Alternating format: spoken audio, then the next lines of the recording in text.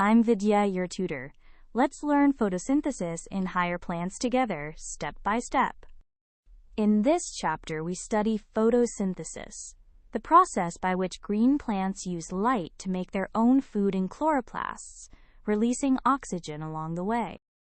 In photosynthesis, carbon dioxide and water are converted, using light energy trapped by chlorophyll into glucose, with oxygen released as a byproduct.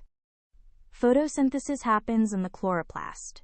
Its membranes form stacks of thylakoids called grana, surrounded by a fluid stroma where the two stages take place. The light reactions occur in the thylakoid membranes.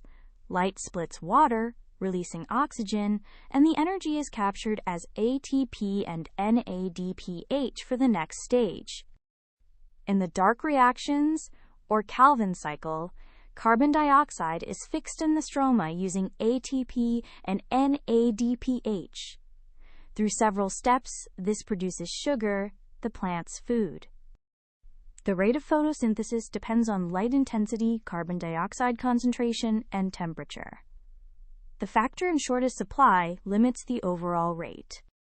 To recap, photosynthesis uses light, carbon dioxide, and water in chloroplasts, with light reactions in the thylakoids and the Calvin cycle in the stroma, producing glucose and oxygen.